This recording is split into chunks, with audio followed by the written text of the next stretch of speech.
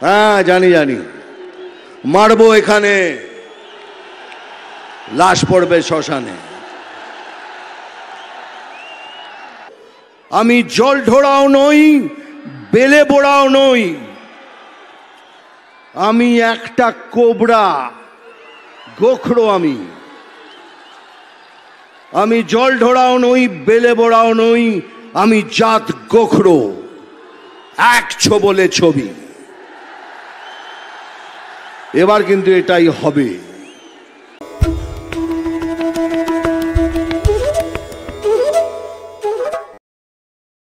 Left के करीबी रहते कांग्रेस उम्मीदवार प्रणब मुखर्जी के समर्थन में प्रचार, उसके बाद टीएमसी के कोटे से राज्यसभा जाने और अब प्रधानमंत्री नरेंद्र मोदी की मौजूदगी में भाजपा का दामन थाम कर मिथुन चक्रवर्ती ने इस कहावत को भले ही एक बार फिर चरितार्थ कर दिया है, लेकिन माँ, माटी और मानुष का जो बुनियादी दर्शन बंगाल की जमी पर ममता ने उतारा है, उसे आप कोबरा बनकर कैसे डस सकते हैं? उस डायलॉग को फिर से कैसे जिंदा कर सकते हैं? मारूंगा, यहाँ लाश गिरेगी शमशान में। হ্যাঁ জানি জানি, মারবো এখানে, লাশ পড়বে শ্মশানে। कोलकाता के ब्रिगेड ग्राउंड में प्रधानमंत्री नरेंद्र मोदी की मेगा रैली से करीब 1 घंटा पहले मिथुन चक्रवर्ती ने भाजपा का दामन थाम ही लिया। इस दौरान उन्होंने मंच से बड़ी बड़ी बातें कही। कहा, बंगाल का हक छीना जा रहा है, इसके लिए मैं आज भाजपा में आया हूँ। फिल्मी अंदाज में कहा, मैं जोलधरा या बेले बोरा सांप नहीं हूँ, मैं कोबरा हूँ, एक दंश में ही काम तमाम कर दूंगा। এত বড় বড় লিডার্সরা এখানে বসে আছেন, তারা যা যা ভাষণ দিলেন সেটাকে এক জায়গায় করে একটা খালি ডায়লগ বলবো, আর সেটাই আমি। আমার নাম মিঠুন চক্রবর্তী, আমি যা বলি তা করে দেখাই। আর সেই ডায়লগটা হলো, আমি জল ঢোড়াও নই, বেলে বোড়াও নই, আমি একটা কোবরা, গোখরো আমি। আমি জল ঢোড়াও নই, বেলে বোড়াও নই, আমি জাত গোখরো, এক ছোবলে ছবি। এবার কিন্তু এটাই হবে। मिथुन ने कहा, मैं बंगाल में रहने वाले सभी बंगालियों से बोलता हूं कि हर चीज में आपका हक है। आपका हक जो छीनने की कोशिश करेगा, वहां हम जैसे कुछ लोग खड़े हो जाएंगे। मैं दिल से बंगाली हूं, हम गरीबों के लिए कुछ करना चाहते हैं। স্বপ্ন নেই তো क्या है, এটা স্বপ্ন নই তো কি। জন্মেছে সেখান থেকে আজ এখানে এসছে। আর একটা স্বপ্ন দেখেছিলাম, তখন আমার বয়স 18, গরিবদের সম্মানে মাথা উঁচু করে দাঁড়াবার সুযোগ করে দেব। আর আজকে মনে হচ্ছে কোথাও যেন আমি সেই স্বপ্নটা দেখতে পাচ্ছি। বিকজ স্বপ্ন শুধু দেখার জন্য আসে না, স্বপ্ন আসে সফল হবার জন্য। যদি সেই স্বপ্নটাকে কেউ হৃদয় দিয়ে দেখে, সে স্বপ্ন সফল হয়। আর তার সব থেকে বড় উদাহরণ হলো আমি। আমি বাঙালি, আমি গর্বিত, আমি বাঙালি।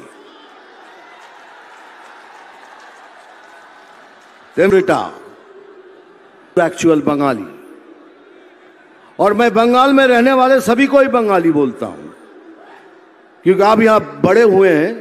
आपका हक है, हर चीज में आपका हक है, और आपको छीनने का हक जो छीनने की कोशिश करेगा, वहां हम जैसे कुछ लोग खड़े हो जाएंगे। सभी के भाषण सुन चुके हैं हम। उन्होंने ये भी कहा कि मेरा नाम मिथुन चक्रवर्ती है, मैं जो बोलता हूँ वो करता हूँ, मुझ पर भरोसा रखिएगा, मैं कभी भागा नहीं हूँ। 18 साल की उम्र से गरीबों के लिए कुछ करने का सपना था, आज ये सपना पूरा होता लग रहा है। ये सपना जरूर पूरा करूंगा, क्योंकि सपना केवल देखने के लिए नहीं होता है। लेकिन बड़ा सवाल ये है कि 70 वर्षीय मिथुन 40 साल से अधिक वक्त से अभिनय की दुनिया में सक्रिय हैं, और इस दौरान उन्होंने अकूत संपत्ति भी खड़ी की। मोनार्क होटल्स की ऑफिशियल वेबसाइट पर उपलब्ध जानकारी के मुताबिक ऊटी स्थित होटल में 59 कमरे, 4 luxury suites, health fitness centre, indoor swimming pool, laser disc theatre, midnight cowboy bar and disco के साथ साथ किड्स कॉर्नर सहित हर तरह की सुविधा मौजूद है। मसीना गुड़ी की बात करें तो यहाँ 16 बंगले, 14 ट्विंस मचान, 4 standard room, multi cuisine restaurant और चिल्ड्रन प्लेग्राउंड के साथ साथ हॉर्स राइडिंग जैसी सुविधा भी मौजूद है। इसके अलावा यहाँ नॉन एसी मचान, बंगलो और कॉटेज भी हैं। मैसूर स्थित होटल में 18 well furnished AC cottage, 2 AC sweets, open air multi cuisine restaurant के साथ साथ स्विमिंग पूल, पूल टेबल और ट्रेवल रिलेटेड सर्विसेज भी उपलब्ध हैं। ध्यान रहे, इनमें से कोई भी होटल पश्चिम बंगाल में नहीं है। तो आप इस बात का दावा कैसे कर सकते हैं कि आप दिल से बंगाली हैं और बंगाल के गरीब लोगों के लिए कुछ करना चाहते हैं, वो भी चुनाव के वक्त?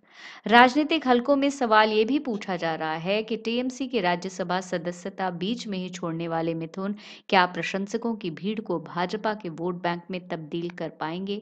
दरअसल मिथुन के राजनीतिक चरित्र को पलायनवादी और अवसरवादिता के मिश्रित स्वरूप के तौर पर देख सकते हैं।